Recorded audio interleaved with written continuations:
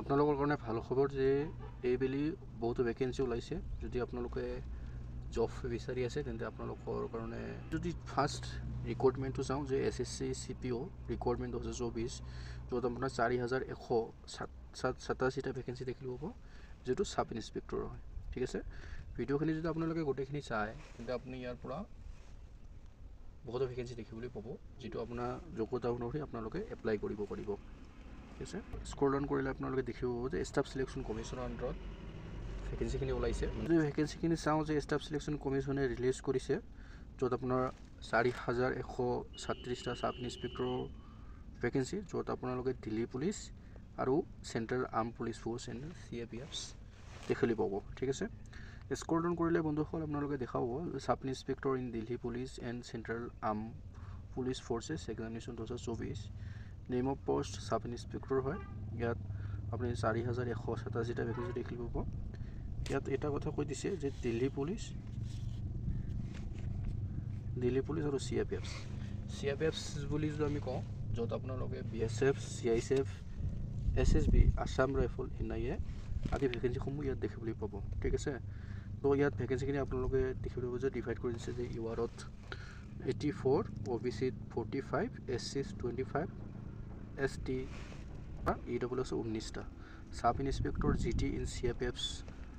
যদি আপোনালোকে চায়, য'ত আপোনালোকৰ ক'লো BSF, CISF, SSB, NIA 1114টা,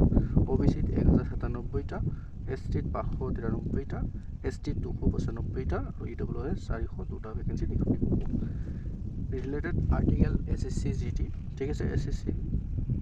constable recruitment হয়। এলিজিবিলিটিখিনি যদি আমি চাওঁ, আপোনালোকৰ এজ আৰু কোৱালিফিকেশ্যন আহে। ইয়াত আপোনালোকক কৈছে যে আপোনালোকৰ যদি এজ আছে ইয়াৰ 18 to 25 ইয়াৰ্ছ হ'ব লাগিব। মানে এইটো যিহেতু অফিচাৰৰ ভেকেঞ্চি হয় চাব ইনস্পেক্টৰৰ, তেন্তে আপোনালোকক কৈছে যে 18 to 25 বছৰ হ'ব লাগিব, 20 to 25 বছৰ। ইয়াত ৰিলেক্সেশ্যন আপোনালোকে পাব। ইয়াত দেখিবলৈ গৈছে SC ST কাৰণে 5 বছৰ, OBC 3 বছৰ আৰু এক্স ছাৰ্ভিচৰ কাৰণে। কোৱালিফিকেশ্যনৰ কথা যদি কওঁ, কোৱালিফিকেশ্যন আপোনাক কৈছে যে আপোনাৰ বেচেলৰ ডিগ্ৰী হ'ব লাগিব, তেতিয়া আপোনালোকে এপ্লাই কৰিব পাৰিব। ঠিক আছে, আৰু মেল কেণ্ডিডেট যদি আপোনালোকে হয় আৰু চাব ইনস্পেক্টৰ ইন দিল্লী পুলিচত যদি এপ্লাই কৰিম বুলি ভাবি আছে, তেন্তে আপোনালোকৰ ড্ৰাইভিং লাইচেঞ্চ থাকিব লাগিব। ঠিক আছে, LMV মটৰ ভেহিকেল আপোনাৰ থাকিব লাগিব। ঠিক আছে, এক্সামিনেশ্যন ফিজখিনি আপোনালোকক দি আছে ইয়ৰ 100 টকা, OBC MOBC কাৰণে 100 টকা, বাকী যিমানবোৰ কেণ্ডিডেট আছে সিহঁতৰ কাৰণে ফ্ৰী। তো এতিয়া আপোনালোকে কেনেকৈ এপ্লাই কৰিব, লিংক দিয়া আছে, তাৰ পৰা আপোনাক সিধা আপুনি ক্লিক কৰি ফৰ্মখন এপ্লাই কৰিব পাৰিব। আৰু যদি এপ্লাই কৰিব নাজানে তেন্তে বন্ধুসকল আপোনালোকে কমেণ্ট কৰিব, আপোনাক মই কেনেকৈ এপ্লাই কৰিব লাগে। এপ্লাই প্ৰচেছখিনি আপোনাক মই দেখুৱাই দিম আৰু আপুনি নিজে এপ্লাই কৰিব পাৰিব। ইয়াত এটা কথা মন কৰিবলগীয়া কথা আছে, যিহেতু আপোনাৰ এক্সাম চেণ্টাৰ আছে, আপোনালোকে নিজা অনুসৰি চইচ কৰিব পাৰে। ইয়াত আপোনালোকে দেখিব যে ইটানগৰ, ডিব্ৰুগড়, গুৱাহাটী, যোৰহাট, শিলচৰ, কোহিমা, ইম্ফল, আগৰতলা, শ্বিলং আৰু আইজল, এইকেইখনৰ ভিতৰত আপোনাৰ যিকোনো এটা এক্সাম চেণ্টাৰ আপোনালোকে দিব পাৰে। ঠিক আছে, ভিডিঅ'ৰ ডিছক্ৰিপশ্যনত লিংক আছে, তাৰ পাছত সবিশেষ আপুনি চাই আপুনি এপ্লাই কৰি ল'ব। ৰিকুৱাৰমেণ্টখিনি চাওঁ, য'ত আপোনালোকে দেখিবলৈ পাইছে animal husbandry and veterinary requirement, য'ত আপোনালোকে 71টা পষ্ট দেখিবলৈ লেভেলৰ হয় আৰু এটা APSC আণ্ডাৰত হয়, আছাম পাব্লিক ছাৰ্ভিচৰ কমিশ্যনৰ আণ্ডাৰত হয়। এনিমেল হাজবেণ্ডেৰী এণ্ড ভেটেনাৰী ৰিকুৱাৰমেণ্টৰ যিটো ভেকেঞ্চি আছে যে 71টা, এইখিনি আপোনালোকে যে কেটাগৰী ৱাইজ চায় তেন্তে URত 37টা আছে, OBCত আপোনালোকে পাব 19টা, SCত 5টা আৰু STPত 7টা আৰু STSত 3টা। ঠিক আছে, আৰু যদি স্ক্ৰল ডাউন কৰিলে আপুনি ইয়াত পে স্কেলখিনিও দেখি দিব পাব, যিটো অসমৰ গ্ৰেড 4ৰ আণ্ডাৰত টকা আপোনাৰ পৰা ষ্টাৰ্ট হ'ব চেলাৰী, মানে বেচিক পে', আৰু আপুনি 1,10,000 টকালৈ পাব, আৰু গ্ৰেড পে'খিনিও আপোনালোকে ইয়াত ইনক্লুড হ'ব। ঠিক আছে, চেলাৰীটো এটা বিগ এমাউণ্ট হয়, ইয়াত কোনো টেনশ্যন নাই। আপোনালোকে যদি এপ্লাই কৰে তেন্তে নিশ্চয় আপোনাৰ জবটো হ'ব। এলিজিবিলিটিখিনি যদি আমি চাওঁ, য'ত আপোনাৰ এজ কৈছে 21 আপোনাৰ বয়স হ'ব লাগিব আৰু অধিকতম 38 বছৰ হ'ব লাগিব। ঠিক আছে, আমাৰ যিটো 21 বছৰ হ'বলৈ 1/1/2024 ভিতৰত আপোনাৰ হ'ব লাগিব, তেতিয়া আপোনালোকে এপ্লাই কৰিব পাৰিব। আপোনাৰ এজ ৰিলেক্সেশ্যন ইয়াতে পাব, তো আপুনি নিশ্চয় কমেণ্ট কৰিব কোনে কিমান এজ ৰিলেক্সেশ্যন পালে। ঠিক আছে, তাৰপিছত কোৱালিফিকেশ্যন কৰি যদি চাওঁ, যে কোৱালিফিকেশ্যন কৈছে যে candidate must have least degree in animal husbandry and veterinary science from any recognise university institution ঠিক আছে তাৰপিছত ইয়াৰ এটা চৰ্ত আছে যে আপোনালোকৰ চিটিজেনশ্বিপ হ'ব লাগিব আপোনাক কৈছে যে আমি পাৰ্মানেণ্ট অসমৰ চিটিজেনশ্বিপ হ'ব লাগিব আৰু কৈছে কেণ্ডিডেট মাষ্ট প্ৰচিভ PRC ইছ্যুড বাই আছাম আৰু এডুকেশ্যনেল পাৰপাছত আপোনাৰ হ'ব লাগিব আৰু কৈছে আপোনাৰ যদি এলিমেণ্টাৰী এক্সচেঞ্জ কাৰ্ডখন থাকে এইখনত আপোনাৰ লগত গাঁঠি দিব লাগিব ফিজ দিব লাগিব ফিজটো ইমান ডাঙৰ নহয় কিন্তু আপোনালোকে এপ্লাই কৰি দিব যদি আপোনাৰ লগৰ ভিডিঅ' ডিছক্ৰিপশ্যনত লিংক আছে তাৰ পৰা আপোনালোকে এপ্লাই কৰি ল'ব আৰু এটা কথা যে এতিয়ালৈ যদি আমাৰ চেনেলটো ডিফেন্স আছাম যদি ছাবস্ক্ৰাইব কৰি লোৱা নাই ছাবস্ক্ৰাইব কৰি ল'ব আৰু বেল আইকনখন প্ৰেছ কৰি ৰাখিব কাৰণ জব লগত ৰিলেটিভ যিমানবোৰ ইনফৰমেশ্যন আছে এইটো চেনেলত আপোনালোকে পায়ে থাকিব কিবা কোনো ধৰণৰ অসুবিধা যদি হয় নিশ্চয় আপোনালোকে কমেণ্ট কৰি জনাব আপোনাক এই চাওঁ যে central bank of India 3000 vacancy দেখিব পাব ইয়াত যিটো লাষ্ট ডেট আপোনাৰ 6/3/2024 আজি লাষ্ট ডেট আপোনালোকে যদি দেখি আছে তেন্তে ভিডিঅ' ডিছক্ৰিপশ্যনত লিংক আছে নিশ্চয় এপ্লাই কৰি ল'ব